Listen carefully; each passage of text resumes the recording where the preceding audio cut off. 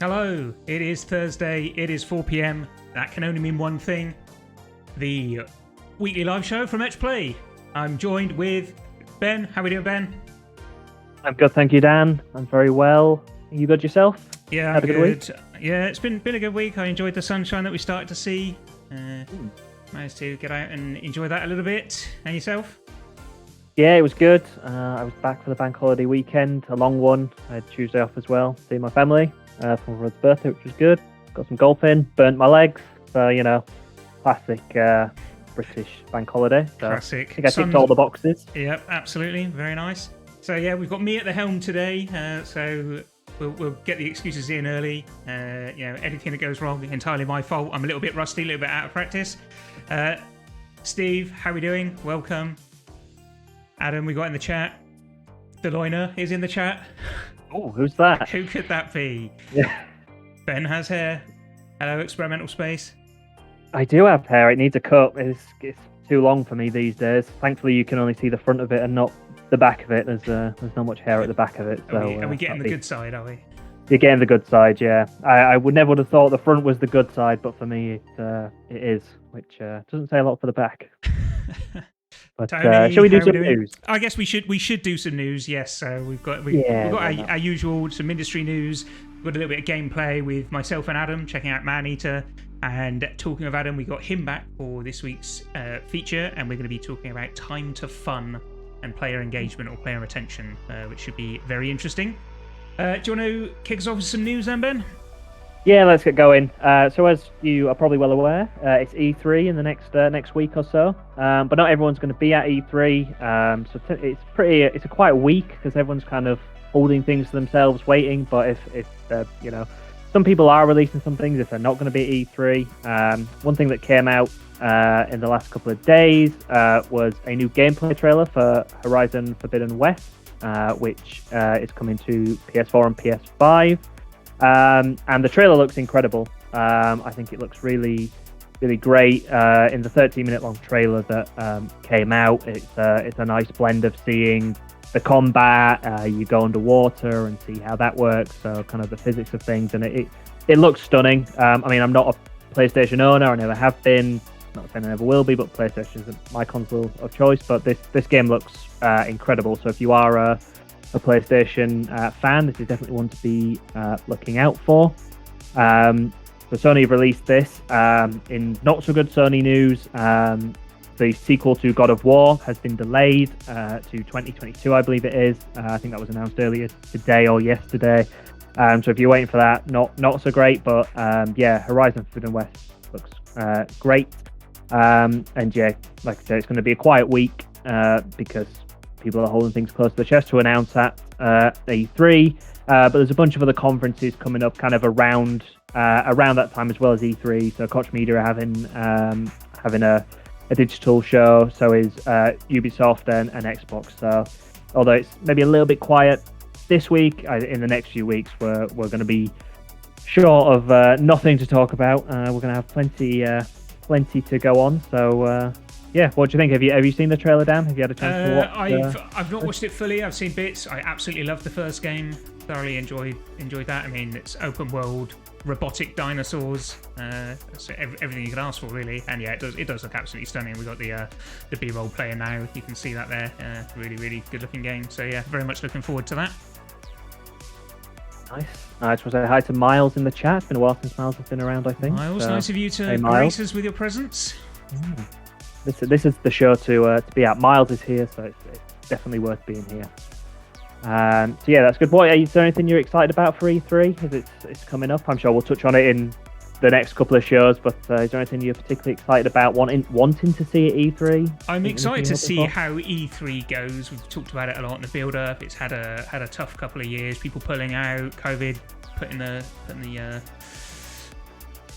laying the smackdown on all sorts of events. So yeah, mostly excited just to see it happening, see what people make of it, and yeah, hopefully we'll get some. I've no doubt we'll get some juicy stories out of it, and it's also kind of the start of, I guess, open season on games events, not just E3. It's kind of the gateway to the summer of events. So yeah, lots to look forward to there, I reckon. Definitely.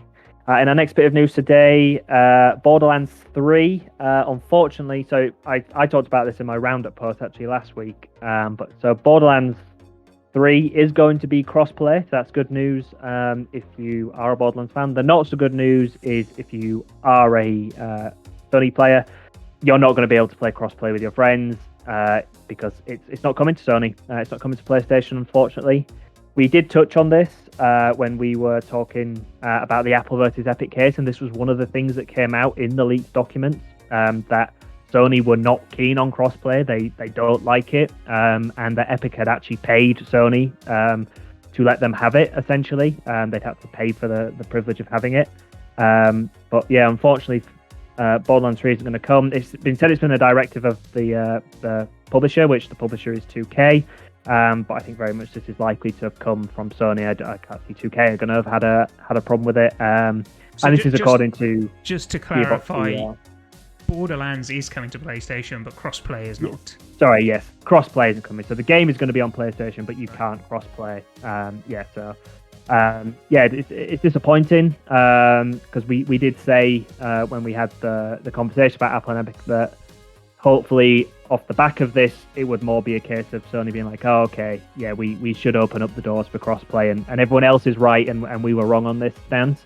Doesn't seem like that's the case as of yet. I wouldn't totally rule it out going forwards, but yeah, if you can crossplay everything apart from on PlayStation. So if you're playing it on PlayStation, you're only going to be playing with PlayStation players. So how do you feel about that, Dan? I know we've touched on it before, but yeah, it's disappointing. It's like Sony.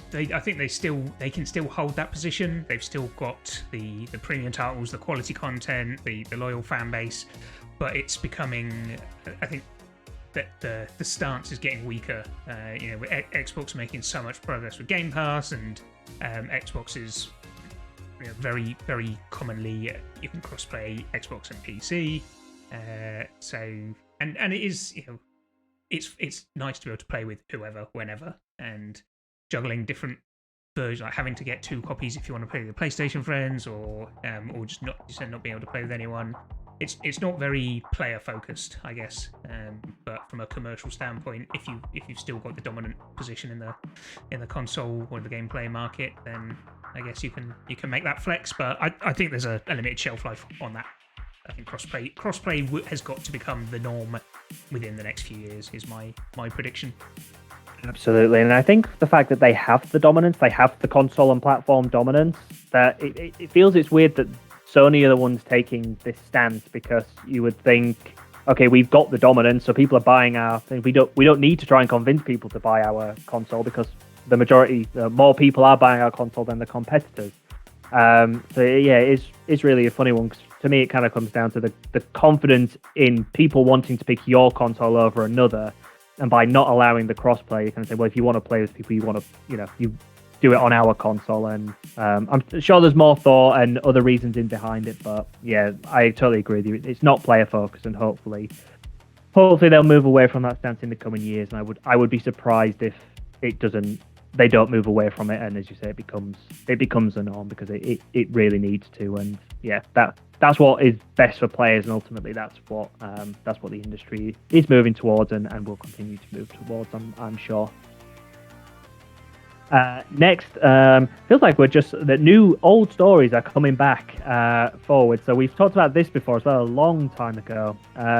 So Twitch has warned that there are more DMCA takedowns likely to come in the month ahead. In the last few weeks, there have been a number of takedowns, and I know a couple of people got banned for very short periods of time, and have come back up. But apparently there's about 1,000 individual claims from music publishers about people using music that they don't have the rights to on their streams, which they are profiting from. And that's where we talked about this previously months ago, that this is where the copyright kind of gets really, really fuzzy, and it's a little bit of a grey area. That if, for example, if we were playing something in the background of this stream, obviously we're not making money from this stream, but if we were making money from this stream and we were playing, say, last time I got told off for doing Billy Joel, it was too old a reference. This time I'm wearing an Asia shirt, so let's say we were playing some Asia, a bit more of a modern band. Bringing it back up to date there. Yeah, bringing us straight into the 1980s. So yeah, if we were playing the music and we were profiting, we could be at risk of having the video taken down because we were making profit with music playing that we don't own the rights to. Essentially, that's what the problem is, and essentially Twitch is saying we're getting a lot of complaints. The music industry is, getting wind of this, and they're not happy. And ultimately, if the music industry brings the letter of the law to Twitch, Twitch have no choice but to take the videos down. So they've sent out an email to streamers to let them know that this is likely to happen. I guess just to let people, try and be more diligent. It's a difficult one. I remember struggling to get my head around it last time we spoke about it, because it is such a grey area. If you were blatantly doing it like, hey, come watch my stream, I'm gonna do an Asia concert and sell tickets, then yes, you're in blatant copyright. If you were playing a game and you just happen to have some music on in the background, are you using that to profit?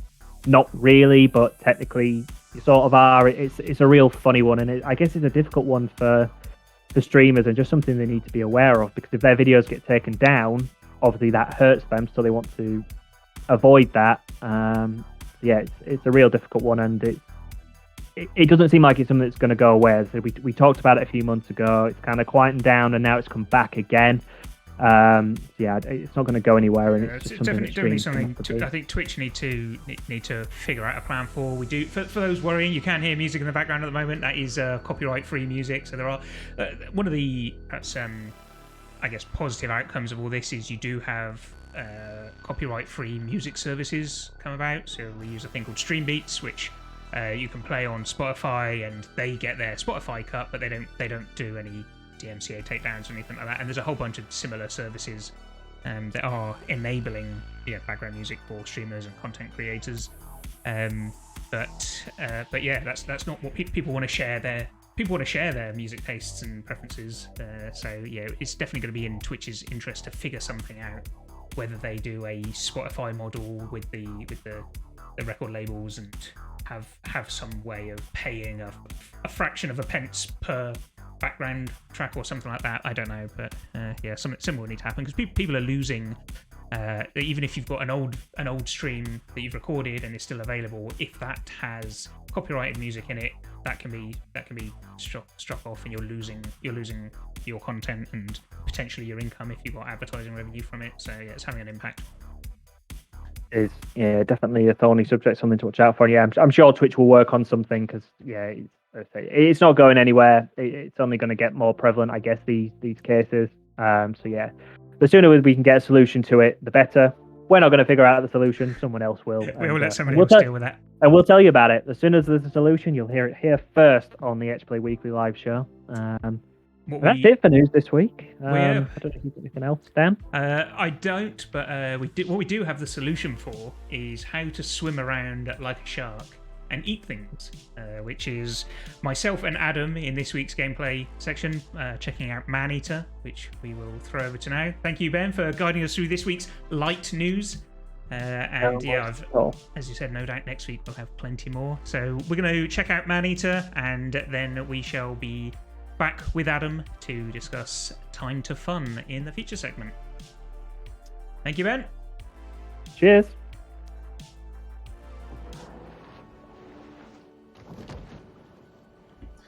Hello and welcome to another Etch Play video. My name is Adam Burt, and I'm joined for this deep sea adventure by Dan Thomas. Hello, Dan. Hello. How are we doing? Good. This is Maneater, and we're by Tripwire, and this is the Xbox Series X version we're looking at here. This got out to Game Pass recently, so we thought we'd take a look and play as a shark. This is the very beginning of the game, so there's not going to be really any spoilers here, unless you're incredibly sensitive to spoilers. But there's going to be some gore, so if you don't like blood, maybe go watch something else for a few minutes, then come back. I mean, I am a vegan, so should I be worried? You should always be worried if you're a vegan. But I mean, how are you with fictional violence? How are you with fictional shark-on-human violence? I do understand the laws of nature and the order of things, so we'll probably allow it. If you tolerate the film Jaws, then you could probably tolerate this. So like I say, this is the beginning. This is the little tutorial you got here where you play as big mama shark, and you just learn some of the ropes of the combat. The combat's not my favourite thing about the game, to be honest. I like being a shark. I like messing things up as a shark. I don't like having to actually defend myself. You like being a bully, is what you mean? Yes, that's what I want. I want to be the biggest shark from the start. And we get a little bit more of an open world here, so you can see what's going on. Lots of delicious humans on the surface. Oh, yum yum. That dash mechanic is giving me real Echo the Dolphin vibes. Yeah, it's definitely... I mean, it hasn't got that much in common with Echo the Dolphin. The lunge mechanic might be the only thing it has in common with Echo the Dolphin. The sea, you're an underwater mammal, you've got a fin. I mean, can Echo do this? I mean, he's a few years older now, maybe he could. Echo's too pure for such activity. So the game plays out like kind of like a Grand Theft Auto, I guess, for sharks, but without any car stealing. But it's kind of like an open world. You get to go around, attack whoever you want to attack. You'll see in a little bit, you actually don't get to play as the big shark the whole time. You have to start as a baby and work your way up. So you can't necessarily, destroy everything from day one. You have to earn it. But there's quite a wide area you can explore, and it's kind of gated a little bit by unlocking certain achievements or beating certain apex predators that you encounter in the ocean. Nice. Looks. I mean, it's definitely an original take on the open world RPG. Yeah, they call this game. They call it a shark PG with the R capitalized. It's like an RPG but for sharks. I mean, it's really nice when something just smoothly and seamlessly applies like that, and you don't have to force the. I believe it's also just become available on Switch as well as of the 25th of May. Yeah, so if you want to take your sharks on the go, you now can do.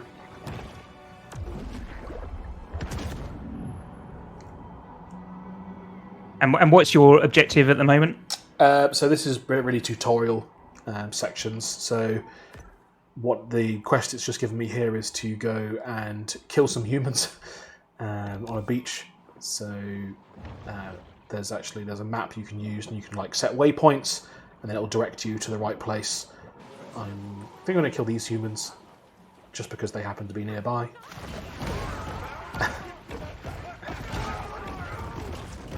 I did watch Jaws recently, and was it like that? It was, yeah, definitely. I don't think in real life sharks don't tend to actually beach themselves on your boat and destroy you, but a little bit of dramatic license required. So yeah, here's the map, and I can see, okay, the people that wants me to eat are over here, so I can set a waypoint for that, and then somewhere, there it is. You can go and attack those people. So most of the missions that you get into later, it's kind of about achieving dominance over each of the different ecosystems. So whether you're in the bayou or whether you're in the bay area or whichever extra section that you're in, I guess, you want to become the apex predator of that section, which you do by taking down rivals, completing missions, which are always about just killing things, and leveling up. So the more you level up, it does have some kind of light RPG mechanics where you can unlock abilities for your shark. Might get to some of those actually if you're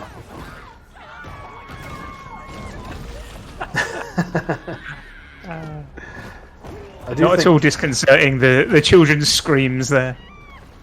I do think it must have been a fun game to be in the recording booth when they had to do all the voice work for this. It's can you just scream hundreds of different ways as if you're being consumed?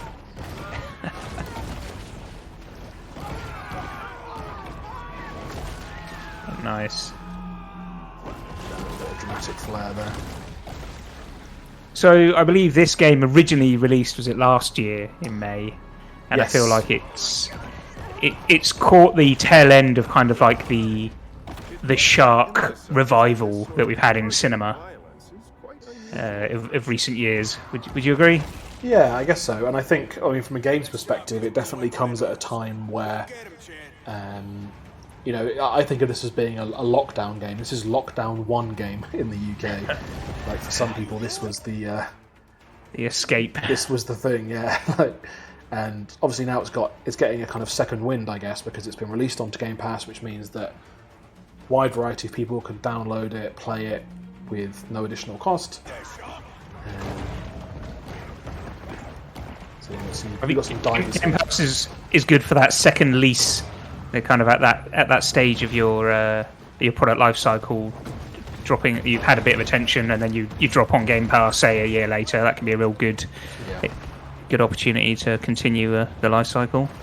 What would you say is the best strategy? Do you think you should be on Game Pass from day one, or do you think you should have your traditional release and then, like Maneater, look to be able to the service later if you can? I think if you have something which is got some already got some attention, you don't need necessarily the extra eyeballs that you're going to get from being on Game Pass. I think it can be like as with this, like it was a cult thing. It was something different. It had decent media coverage, and influencers were happy to jump on board with it. So it didn't need to be on Game Pass from day one, and as we were just saying, it's a really nice way of extending the life. If maybe you're a little bit more under the radar and you're a little bit concerned about are we going to get the attention we need from day one, then you might want to consider it as a launch platform. That would be my take on it. Yeah, I guess a lot of publishers and smaller studios have to make those kind of decisions, not just about Game Pass, but about, deals with Epic Games to be on the store, or with any kind of service that you could join. Of course, your financing arrangements are going to have a big impact. If you might get a good deal that enables you to actually get the game finished by committing to either a platform exclusivity or joining something like Game Pass. So obviously every scenario is different.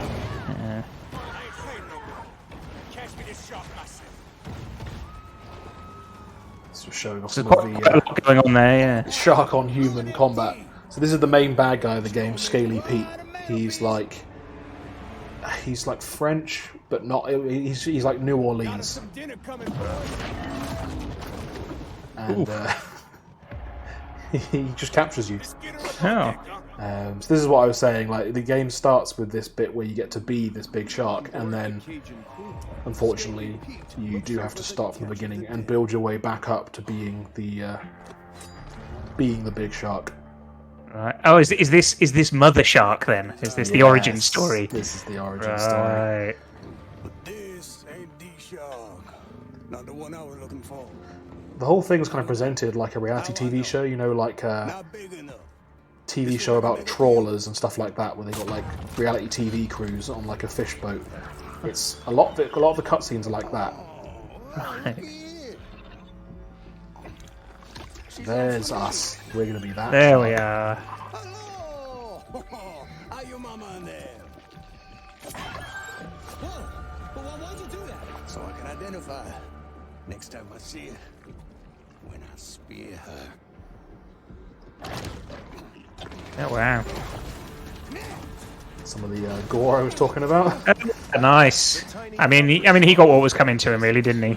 I mean, he hates sharks. He's seen Jaws, and he decided that sharks were not the one for him. So yeah, this is where the kind of real game starts, I guess. You start as this baby shark. Sorry to all the parents out there who've now got the song in their head. Do. And yeah, you have to build up and grow to reach the levels of Great White that you were at the beginning.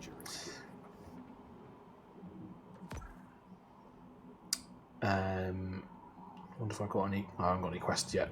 I need to go to the grotto. So each of the areas in the game has a grotto, which is where it's where you're safe in between missions and not likely to get attacked by anything. But also it's where you equip those kind of upgrades. And hopefully, if we can get there, there will be. I can at least show you one or two of those. Nice. So the grottos are kind of like your flat in GTA. This is your home base. You can exactly. try on some different shark suits and. Yes, but they happen to be underwater caves instead. Right. And you find lots of collectibles. This is one. This is a cache of nutrients. I think the idea is it's supposed to be like nuclear waste, and when you Okay. bathe in it, it like makes you powerful. Right.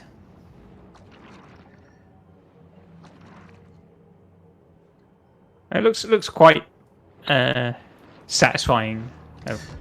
Yeah, I really like the exploration parts of it, actually. Like, I think the world is cool. I think the swimming around is a lot of fun. Maybe it's just that I'm not very good at it, but I don't find the combat you just very want good. to be the big shark. Yeah, like whenever I get into a fight, like I see like an alligator, I'm like, yeah, I'm going to take the alligator down, and then it just destroys me.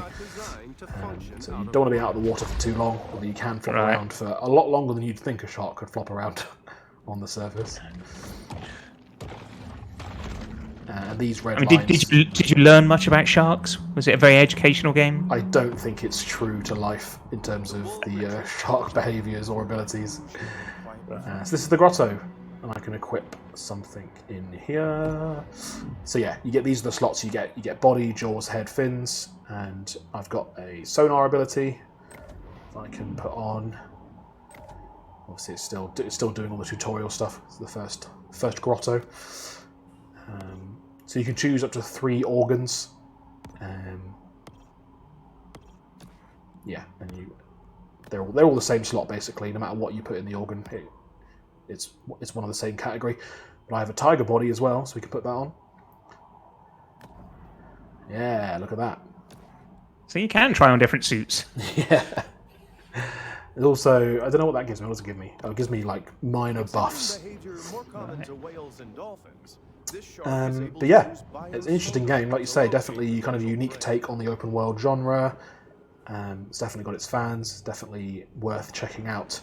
It's available on Game Pass, and as you say, recently available on Switch. So if you have access to a relevant console, why not give it a try? We're going to throw it back to the studio. Dan, thank you very much for joining me. Thank you for giving me the tour of the Deep Blue Sea. Yeah, and we'll see you again soon on a future Etch Play video. Bye. Bye. And we are back, and I am now joined by the man-eater himself, Adam Burt, who is Nelly Furtado, the man-eater, here to talk to us today about something you've been doing a bit of research on recently, which is Time to Fun. And yeah, this is I realised this is, I think, the first time that I've been here as a triple threat doing the news on the gameplay video and now on the feature, but you're the expert today, so I'll hand over to you. What is this Time to Fun, Adam? You're getting a triple helping of Dan this week. So this week I want to talk about Time to Fun, and really I guess the inspiration for this topic in terms of talking about it this week came from a tweet that did the rounds recently. You might have seen it from the account Tosselot, which is TOCELOT. He was basically highlighting what a good job Call of Duty Mobile does at increasing the time to fun, or shortening the time to fun, I should say. So that's what we're going to talk about the concept of what time to fun is, what it means for you as a creator. If you're someone who makes software, whether it's games or otherwise, it'll be an important metric for you to consider in terms of retention. And we're going to talk about some ways that you can increase it as well. So to start with, I guess, just the idea of what we're really talking about. Retention is such an important part of any product life cycle, especially if you're operating in this kind of media-based product world, whether you're working at Netflix, or you're working on a game, or you're working on a social media app. Anything that involves user engagement, retention is key. So if you're making a multiplayer game, players are your lifeblood. If you're making a single player game, those players are your fans, your repeat buyers, your people who are heavily invested in the franchise. So keeping players around is really important, and it's difficult, nigh on impossible, to make money if you can't keep players sticking around with your product, with your game, so that you can engage with them long term, get them to invest in the product and buy more things in the future. And it's difficult, it's hard to make games. It's more and more complex every year to stand out amongst games. And I guess What Time to Fun is about is highlighting what you really don't want to happen is you work really hard to get those eyeballs, to attract the attention. What you don't want to do when you've got someone in the palm of your hand is let them slip away. You don't want to have them churn out because they're like, this is taking too long to get interesting, not immediately engaged with this, and, oh look, there's a new thing on Netflix over here, I'll go and do that instead. Or I'm going to go back to something that I'm familiar with, I'm going to go and play Fortnite, whatever it is that you're trying to compete with, which is, myriad and varied. So the metric Time to Fun is kind of what it says on the tin. It's essentially a measure of how quickly a player can be onboarded. So how fast can somebody go from pressing the button to launch the game, whether that's on their phone or on a console or putting a disc in, whatever the metric is. How long does it take them to get to a point where they're having fun? A point where they're engaged, they're enjoying it, they're doing something, getting the game experience, essentially. So we've got some stats to share with you, or I guess some approaches. One of the things that we want to share is, I guess, a common question which people have about Time to Fun is, well, how long is Time to Fun? Like, what's a good Time to Fun length? And it does vary quite a lot, but what I would say, and Tosslot pointed this out on Twitter as well, in a highly competitive landscape like the mobile space, the best games on mobile are doing it in under 60 seconds. That's the window that they have in terms of you've got 1 minute to make an impression, otherwise people are going to start dropping out, moving on, changing their mind. But ultimately it does change a little bit, and the dynamic is slightly different if you've got a more of an investment in the title up front. So if it's a $60 purchase, maybe it's something they've bought, researched, installed, which has taken them time, they've sunk cost into it in some way, there's a good chance they're going to give you a bit longer than a minute to make your case. They might not turn it off after the first 60 seconds. But generally speaking, even though there's no exact rule of thumb for how long it should be, shorter is always better. So when in doubt, be looking for ways to reduce the amount of time it takes to get to the fun. Does that make sense so far, Dan? Is this very much so, and it's it's a really, like you say, really key thing, and really, I guess it further adds to the challenge of making games or making any product. We often talk about kind of the player acquisition side of things, and not only is it difficult to make a game in the first instance, and we all know that, and that is a huge challenge. You've then got the huge challenge of getting attention in the first place, getting somebody to install your game. And what you're highlighting here is actually that you're still not done with the battle there. You've got to actually retain that player. You've got to keep them engaged. You've got to get them thinking, I want to continue to invest my time into this. And like I say, I guess you've got that spectrum at one end of the scale. You've got the free-to-play mobile when you really, really are. I guess that is the battle royale of attention. You've got notifications coming in, you've got social media apps, you've got video apps, websites, all sorts of things. So actually, and like you said, if it's been a free-to-play game, they've got very little invested at this point. So that really is a big challenge there. So makes a lot of sense. Tell us more. What I wanted to do was give you guys some tips, I guess. So things that you could do if you're making a game, or maybe you're making an app that's not a game, but you know that you're competing in this space and you just want your app or your software, your website to be better. So a few different ways. And the first one I'm going to talk about is reducing barriers. So one of the best ways to make your TTF better is to reduce barriers, lower the barrier to entry, make it simpler to get in. And some of those barriers, things like loading screens might be really difficult to eliminate, but maybe there are ways you can reduce them, or you think about how you partition off the first chunk of the game. Others, like account creation, lengthy cutscenes, configuring lots of options, those things can either be removed completely, or they can be moved in terms of when they show up, when they're important to the player. So your game might have lots of systems, might have an elaborate story that involves lots of cutscenes. It might even, have systems that need to be demonstrated, but you don't necessarily need to do all that before you let somebody start having fun.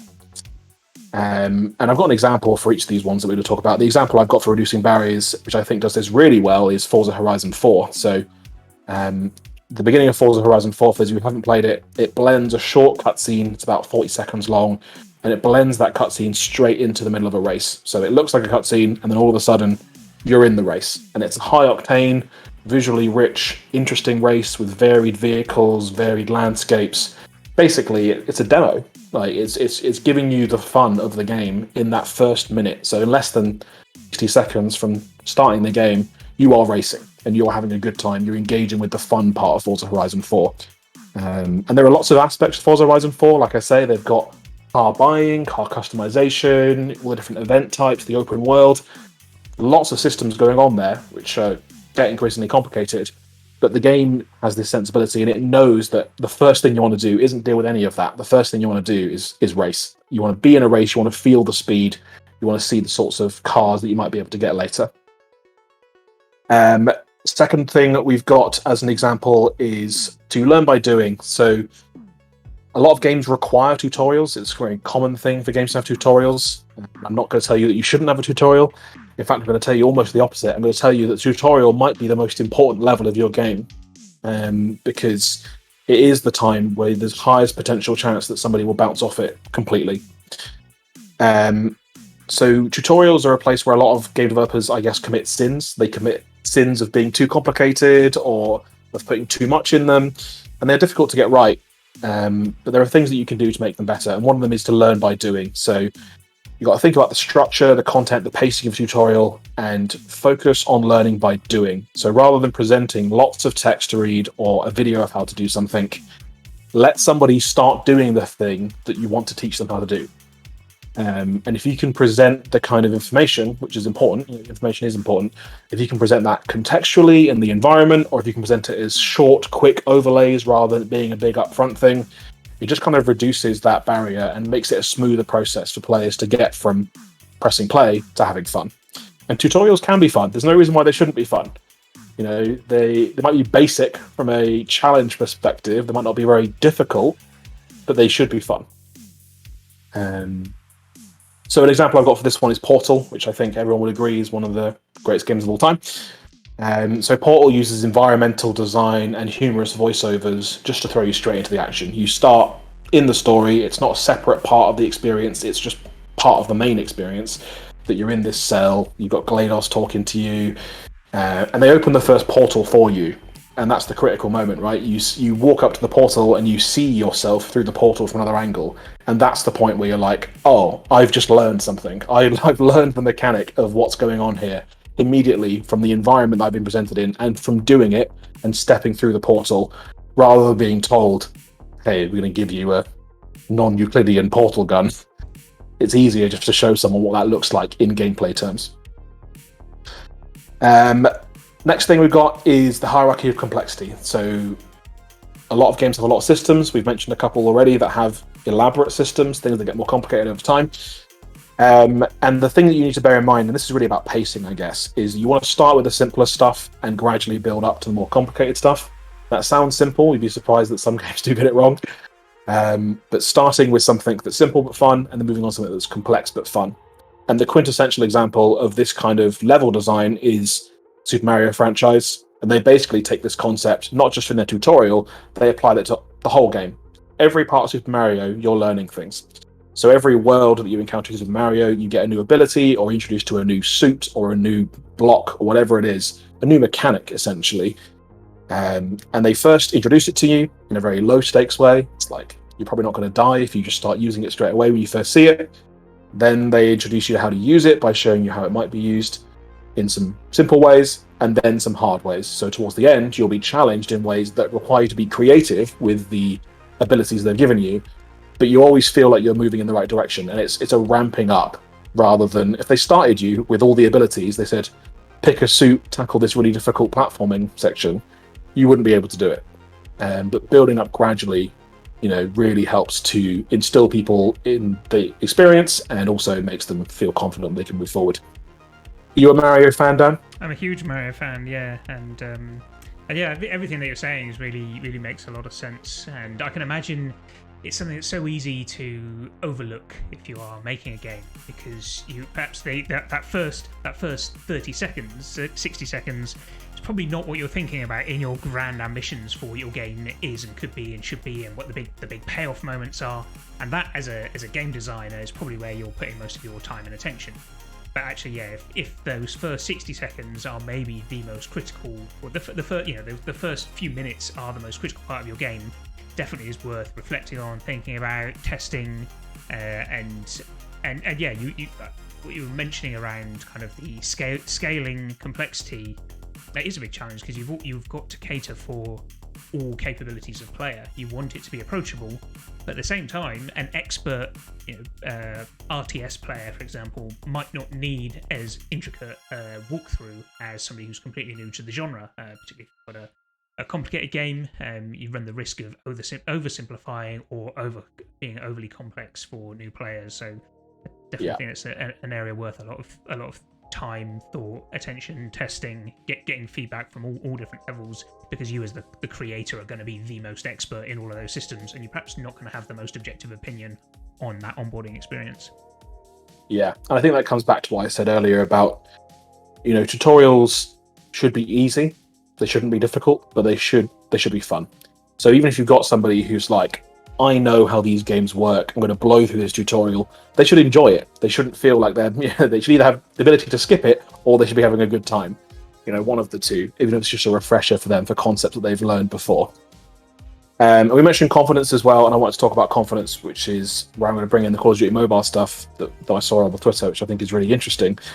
If your tutorial ends and the player feels uneasy, they think, I'm not sure I can pull that off. That stuff I just did in the tutorial, I don't think I can do that in a real world scenario. It's too stressful for me to pull that off when I've actually got enemies in front of me, or I'm actually trying to accomplish a mission.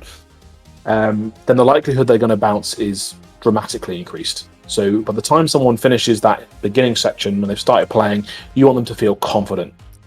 And it's not a surprise when you think about it, because other apps and games make these players feel amazing. So you have to make them feel amazing too. You have to make them feel really confident in themselves. And Call of Duty Mobile does a fantastic thing with this, which I think is great. Although maybe some people have different opinions about this. I think it's fantastic. So as part of the kind of onboarding flow, which is very good across the board on Call of Duty Mobile, I recommend checking out that thread on Twitter. When you first start playing Call of Duty Mobile, they pit you against bots, but they give them the names of accounts from real humans. So you don't necessarily know they're bots. Like, you think you're being thrown into your first multiplayer match. And obviously against the bots, you crush them. And what it does is gradually over time, the more matches you play, it slowly ramps down the number of bots and ramps up the number of real people until you're playing against all humans. But by that point, you've won a few games and you're hooked. So even if you get smashed by people on the internet, you've had a taste of what winning feels like, and you have the confidence. I know what it feels like to win a game. I know what it feels like to beat people, even though you might not actually have beaten real people. And you'll never know, because the game obscures that. You don't know how quickly it's subbing in bots and how much it's giving you real humans. But yeah, I think that's a really fascinating way of doing it, and obviously it doesn't apply to every game. But the principle is that you want to take that spirit, the idea of what ways can we make the players feel accomplished, feel confident, lock in the things they've learned and feel like they could just bust those out at a moment's notice. That's what you want people to feel like. And that's the point where you got them hooked. Because if they're already having fun and they know how to play the game, then you're onto a winner. I think that's really good. Like, for multiplayer specifically, applying these principles, like, we've all been there. We've all checked out the latest exciting game, and you play one round and you're like, no, I think I'm done with that, because all I did was spawn and die and spawn and die and spawn and die. And maybe if there is a gentler experience that can give you, like, say, that confidence or that kind of dopamine of doing something good, definitely is. I'm up for being gifted some wins from some bots, or as Pete implying that Ben wouldn't actually be able to beat the bots. I mean, maybe not. He did put up a good fight. I did actually check out a mobile game, Golf Clash, recently, and it had a very similar experience. But it was a one-on-one kind of game that you played somebody at a game of golf, and I like, hearing you now gives me a different perspective. But at the time, it did that. It was clearly a bot, but it didn't. It pretended it was not. Other than the fact it was kind of like a stock photo of somebody grinning and some slightly dodgy kind of chatbot style. There was a woman laughing while eating salad as the gamer picture. Yeah, exactly. Yeah, she had a headset on and everything. There was something a little bit jarring about the fact it was kind of like almost like taboo that this isn't a real person, but it's like we all knew it wasn't. So yeah, I mean, I totally get it. But maybe there is some way of being a bit more honest about it, or kind of informing. I mean, Call of Duty does it well. If you look on YouTube, you'll find no shortage of people posting their first matches on Call of Duty Mobile being like, look how many kills I got, I'm the greatest. And a lot of the comments are like, you realise they sub in bots when you first start the game, right? So clearly a lot of people don't realise it in that first moment. One of the last things I want to talk about just quickly, and it kind of, I guess, ties in a bit more to some of the stuff that we do here at Etch Play, is that playing your game probably isn't the first engagement that a customer has had with you. You know, we're talking about TTF in the context of pressing play and then getting to the fun. But in all likelihood, they have seen the game advertised. Maybe they've watched a trailer or seen it on social media, or at least read the listing on the game store that they bought it from, whether that's the App Store or Steam or Epic.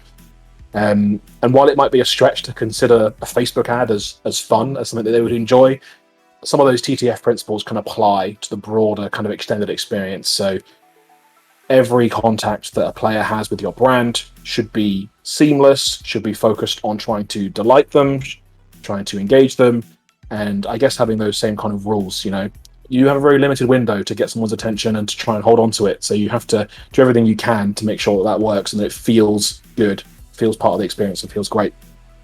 I definitely agree. You can definitely apply a lot of these principles to that communication piece as well. Try and set some of those expectations even before they've installed the game. Can they start to understand some of the mechanics or get some of the fun even before they've installed the game? And you're buying yourself more time later if you're starting to deliver on that experience sooner. So yeah, I think that's a really good point. Yep. And that's all. We're going to write this up as a little blog, so you can check this as like a written guide as well whenever you're thinking about time to fun, whenever you're looking at your tutorial level and being like, why doesn't this work? Why are people bouncing off this in QA? So we'll post that and share that on social media in the next few days. But yeah, time to fun. Don't forget, TTF. That's the acronym of the day. Very good. Okay, well, there we go. Yes, that's all we got time for today. Thank you, Adam, very much for being that side of the desk, the room, the camera, whatever we want to refer to it. You've been very, very insightful, and hopefully folks have enjoyed that. We'll be back next week, same time, Thursday, 4 o'clock, right here. If you haven't already, give us a follow. We'll be posting this on YouTube. If you want to catch up and relive these wonderful moments or these great lessons from Adam, do check us out and give us a subscribe on YouTube as well. And otherwise, we will see you all next week. Thank you very much. Take care. Bye.